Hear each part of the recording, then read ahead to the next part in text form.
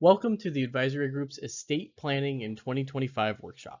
Let's first start with some introductions. My name is William Glenn, and I'm a Client Services Associate as one of the TAG team members. Also joining me today is Brent Beverly, the President of the Advisory Group. Brent is a certified financial planner practitioner and wealth advisor at our Diamond Bar office. At our firm, we partner with clients and believe an educated client is our best client. While we will always try our best to help you when it comes to your finances, we believe that knowledge is power. One of our missions is to share with clients any knowledge that can better help them make an informed decision. It is always important to review that there are 5 key areas of financial planning: protection planning, retirement planning, investment planning, tax planning, and estate planning. As one of our goals as a financial planning firm is to constantly raise the bar for providing financial services for our clients. In line with that, we offer educational events such as this one for our clients and their friends about important topics like estate planning. As a comprehensive financial planning firm, we try to always consider the impact of any recommendation we make on not just one, but all of these areas for our clients. This workshop will focus on estate planning. You may ask, why is a financial services firm spending time on legal planning issues? We have been in business a long time, and we know the impact that proper prior planning can make if there is a situation that needs estate planning. As we like to say, dig the well before you thirst. This is especially true of estate planning. By the time you use the planning, it is too late to start. It all needs to be done in advance. We want to go over the essentials of estate planning. It has often been said that most people want to go to heaven, but nobody wants to die. But this doesn't mean we shouldn't plan for the untimely or tragic end that we must all face someday. Today's agenda is a very simple one. First, we will begin with an overview of estate planning essentials. Then, we will review 4 quick steps to update your estate plan, along with some of the tools that we have to help you do your planning the way you want it. We will then finish with our questions and answers. To get us going, please allow me to bring up our next speaker, Brent Beverly. Brent? Well, thank you, Will. So, what is an estate plan? Now, simply put, it's simply a map of how you want your personal and financial affairs to be handled in case of your incapacity or death, and then the subsequent implementation of those strategies that will fulfill your objectives. Not too complicated, is it? So who needs an estate plan? Chances are you do. If you're an adult, 18 years or older, you need to have these documents that we're going to discuss today. This is one of the key differences between your TAG advisor and those who are just investment advisors. We like to look at your whole picture. We've seen too many examples of people having a problem and not having this planning in place. We've seen the devastation that it causes their loved ones when trying to do the right thing, but not having the direction that they need. Just please don't do that to your friends and family. Now, many people think that estate planning is only for the wealthy, but it's not. In fact, the estate plan may actually be more important if you have a smaller estate, because your final expenses will have a much greater impact on your estate. And there's a much greater possibility that your loved ones could suffer from a lack of financial resources, or you have to come up with extra money because your estate didn't provide for things and you have to go through probate and pay other fees and so on. Now, the fact is, without an estate plan, you can't control what happens to your property if you die or become incapacitated. And generally, people create estate plans because they want some control. They also want to make sure that their wishes are clear in order to avoid family disputes. In addition, they care about preserving their property for their loved ones, not having it all eaten up in fees, and want to make sure that their loved ones are properly provided for. Now, an estate plan is especially important if your spouse isn't comfortable with financial matters, if you have young children who may need a guardian, if you have an estate that will be impacted by transfer taxes or estate taxes, Now, in 2025, at the federal level, that generally means the state's over $15 million. But we'll go into this in more detail about that later. Now, also be aware that this amount may be lower on the state level. States impose their own transfer taxes, and each state has a different exemption amount. Now, estate planning is also particularly important if you own property in more than one state. We're finding this increasingly common. Well, if you have privacy concerns, if you go through probate, that's open record. Everything you have, everything you did, that's out there on the record. Estate planning, you can set it up so that that doesn't show up. Or if you have other distinct needs, for example, owning a business or succession or things like that. There's a lot of different concerns that get addressed by doing proper prior planning. Now, these are some of the concepts that we'll be talking about as we go through this today. When most people think of estate planning, they think of planning for death. Okay, I got it. That's what we got. When someone passes away, settling everything that was going on in their life can be very complicated, but somebody needs to do it. The key question is who and how and what the deceased want to have happen. And this takes us into wills and probates and getting the beneficiaries figured out for life insurance and pensions and other things like that. Now, who wants to pay taxes? Or have your family pay extra taxes? So let me ask here, who enjoys paying taxes? Now, getting this wrong can result in a sizable taxation, which is why we want to spend some time on tax basics to make sure you're not paying taxes you don't need to, or your family's not paying taxes they don't need to. Now, even more frustrating for most people is determining what happens if you're not dead, but you're not able to handle your own affairs, what we call being incapacitated. We'll talk about planning for incapacity, briefly discussing both healthcare issues and financial management issues. Okay? Let me give you an example. If you had a car accident and you're in the hospital for a few weeks, maybe in a coma even, who's going to pay your bills? Who's going to take care of your family? Who's going to make decisions on your care? Who does that? You need to decide and let people know. Now, many families find that more advanced planning is beneficial, such as trusts, lifetime gifting plans. Now, we're not going to spend a lot of time on these today. There's a lot of trust and gift planning that can make important, if not massive, difference in someone's life. And if that's appropriate for you, please get with us. We'll be working with you and helping you with that. So I wanted to mention it here, but we're not going to be spending a lot of time today on these more advanced matters. So what are some of the estate planning essentials? What are some of the critical things that you need to do to properly establish an estate plan? So first, let's look at some documents that could be helpful in your situation. So depending on your situation, you're likely to need a mix of the following documents. A will, what most people think of first.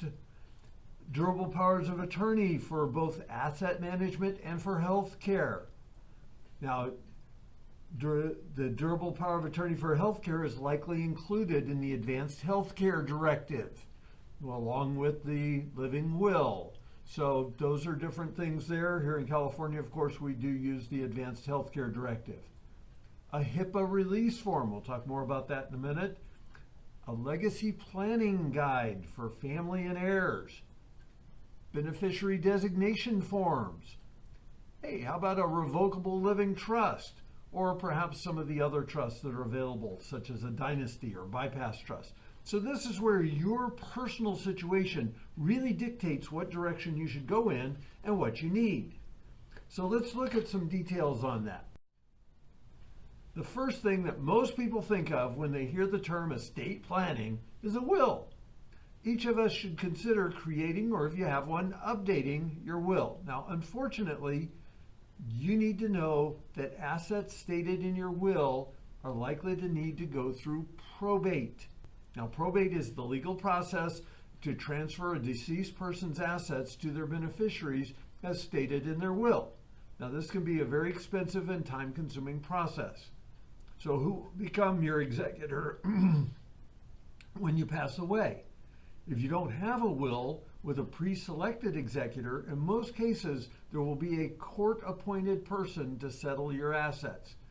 Do you really want to have some random court-appointed person picking your representative, or would you rather be able to choose the person who will do the best job for you?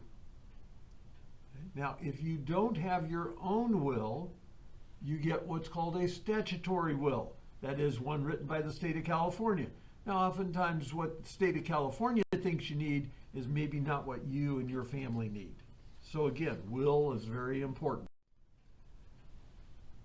Also, the same concept could be applied to your financial activities should you find yourself not capable of making these decisions yourself. Now, you should think about creating or amending your durable powers of attorney for your financial activities. If you become incapacitated, your will does nothing. You're still alive.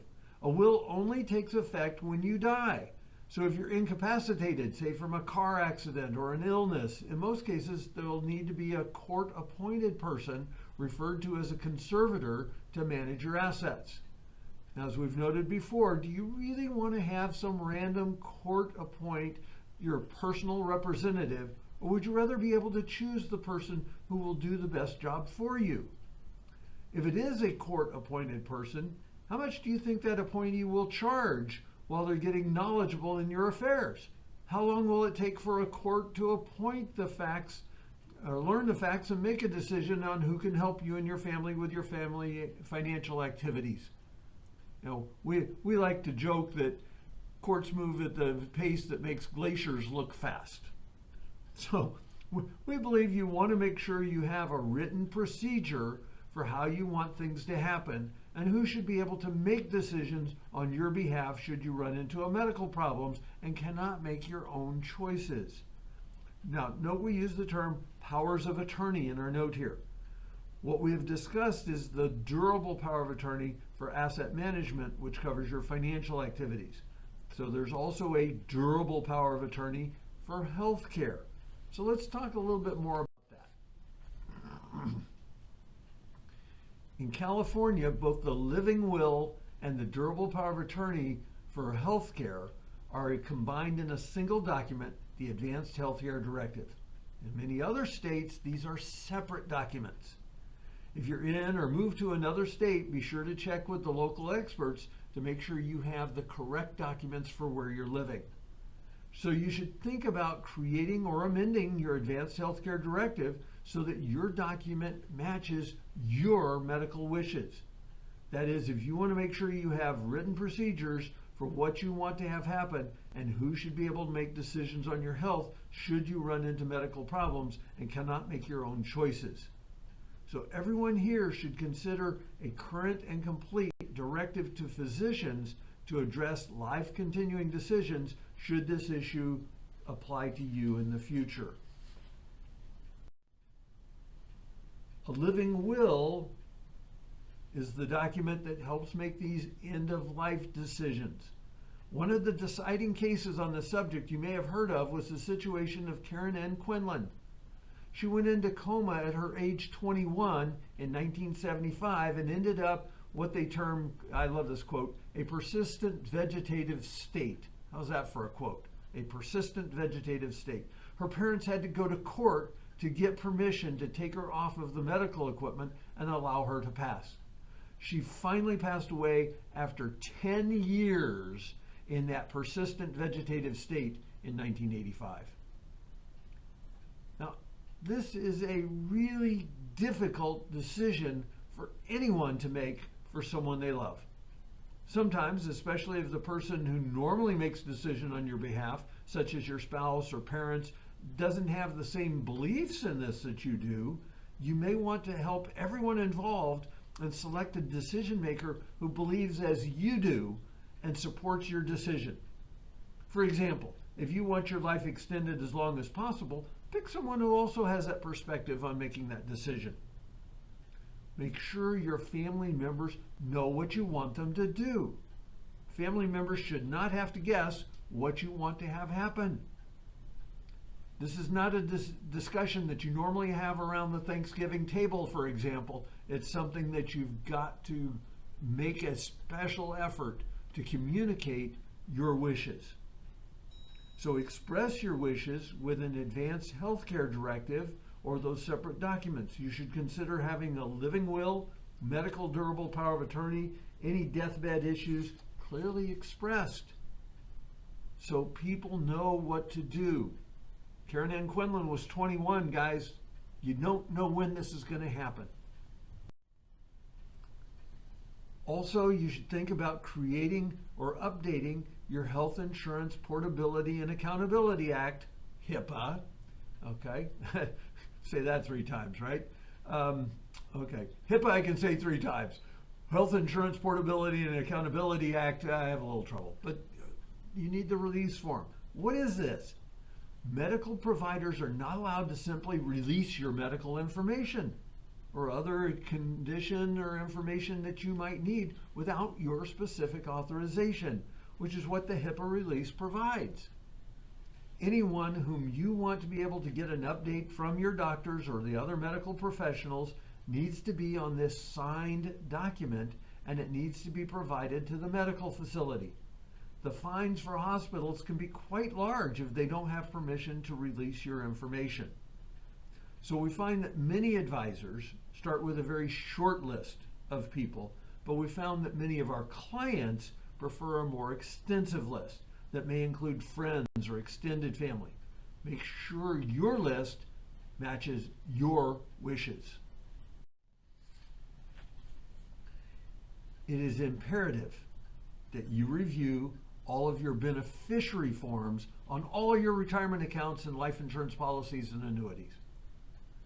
Make sure they're up to date, they're current, they're complete, they're in the proper percentage for the beneficiaries that you would like your possessions to go to. Now, many people feel that if they have a will, retirement accounts and life insurance policies will be distributed in accordance with the will. Be careful. The will does not control stated beneficiaries on these plans. Beneficiaries of retirement accounts and life insurance policies will override anything, including your will, your trust, or any other estate plan that you have, the beneficiary designation controls. Make sure the beneficiaries are what you actually want in all cases. Another important thing to review is the titling on all your non-retirement accounts and non-life insurance accounts. So here we're going, okay, if it doesn't have a stated beneficiary, the titling is very important. For example, having title as joint tenants, known as joint tenants with rights of survivorship, will pretty much override everything, including your will, your trust, and any other estate document planning you might have done. Here in California, a lot of people use community property, which is controlled by your will because they don't know about community property with rights of survivorship, a separate designation. Well, now, only a handful of states recognize community property with rights of survivorship, so make sure you're using the form for the state that you're in and the form that you want to have. Good to review these things, review them with the attorney, review them with your financial planner to make sure they're what you want them to be.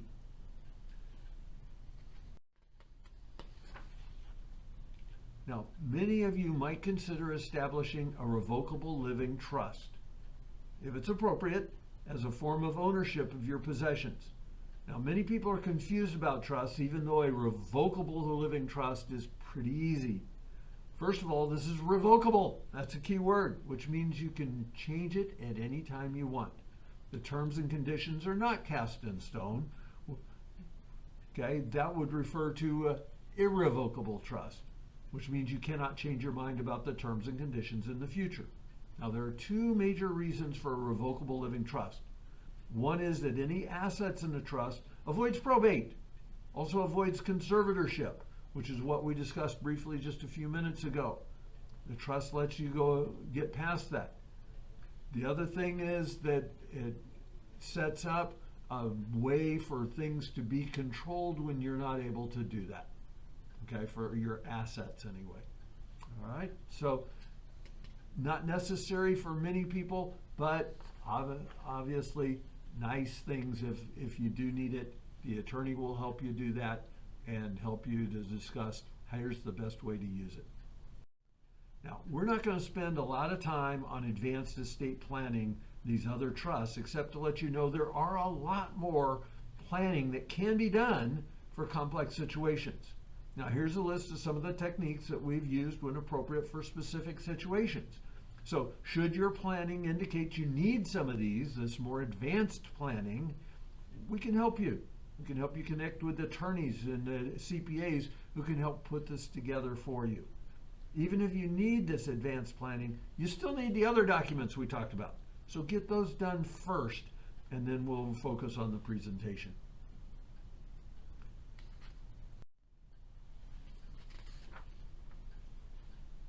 Now I want to move back to our estate planning essentials. Back to the beginning here. Let's spend just a minute on something that we call our legacy planning checklist or worksheet.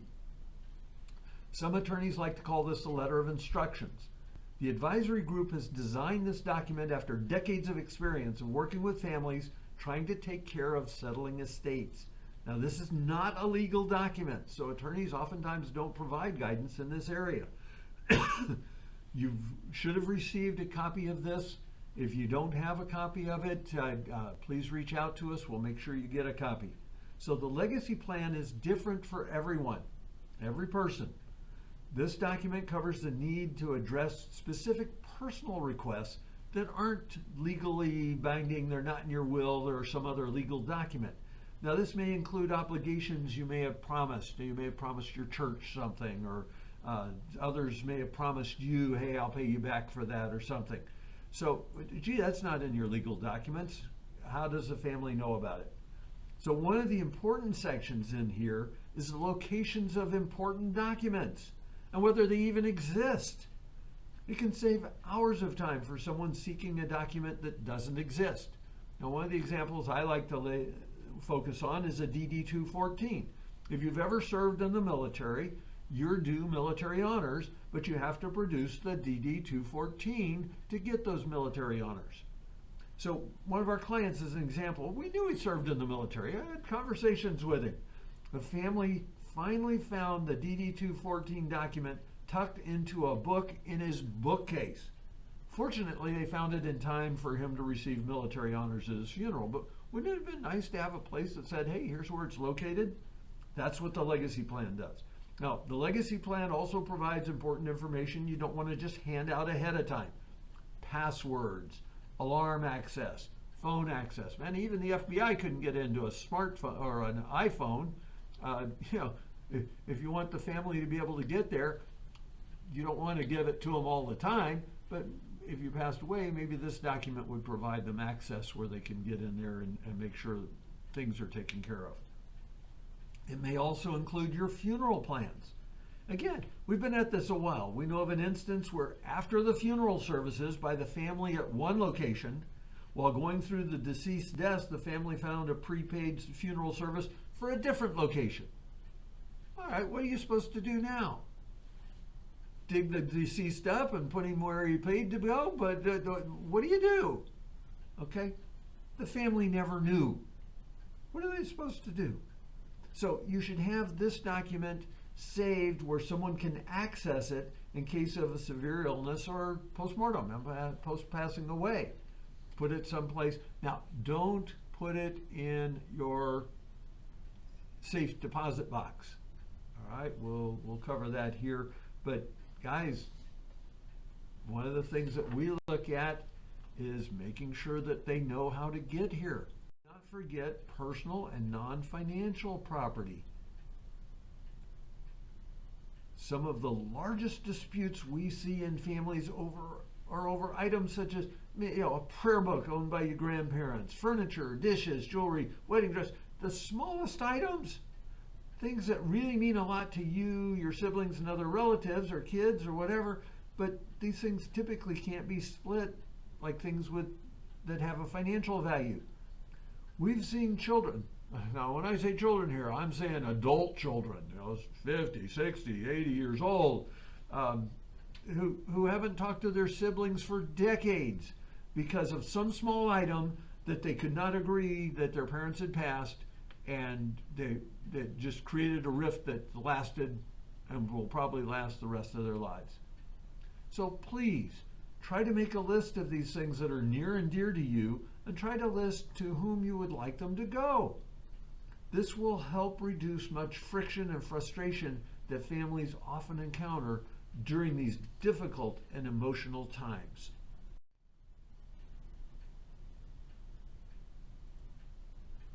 Remember to also safely store all of your key documents. I mentioned, don't put them in a safe deposit box. This is imperative. Just be sure that your letter of instruction tells you where to locate the important documents. Your heirs might not be able to find them. A recommendation is to provide those key people in your planning with a notice that should something happen to you, they've been selected to step in, and then provide them with the location of your estate planning documents.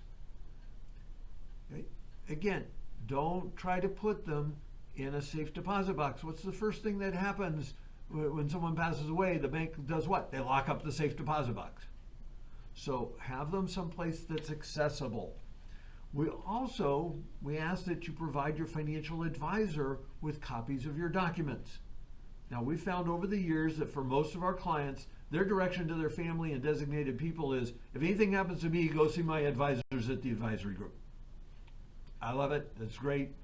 Needless to say, it kind of helps if we have access to what your plans really are and can actually help them with it. Now, we've covered a lot today. We want to leave you with this final summary. All adults, if you're age 18 or older, you're an adult, regardless of your financial situation, need to have your will.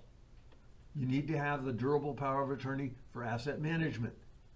You need to have the advanced healthcare directive, which includes your durable power of attorney for healthcare and your living will. And if you're in a state where those are separate documents, fine, you need the two separate documents. And while it's probably not required as much as the other, we believe that everyone should have an updated HIPAA release. As we noted earlier, it's important to have your documents prepared by a good attorney. And as your wishes change, for crying out loud, keep your documents updated.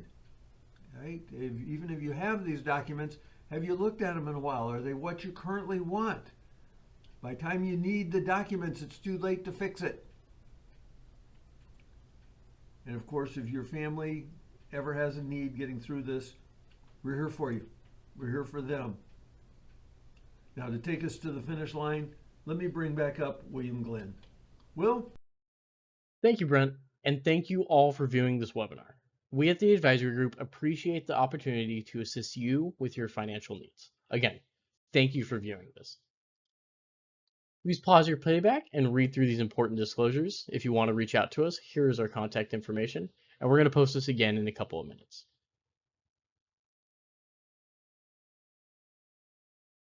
We're thankful for the opportunity to assist you with your financial needs. Remember, at our firm, clients come first. Your health and well-being is always our highest priority. One of our major advantages as a financial advisory firm is the advisory group's team, what we like to refer to as our tag team. We're proud of our tag team and the high quality services we all provide. Here's the information to reach us. We're glad to be of service. This concludes our presentation. Have a wonderful day and a great year. Happy, healthy, safe, secure, and prosperous.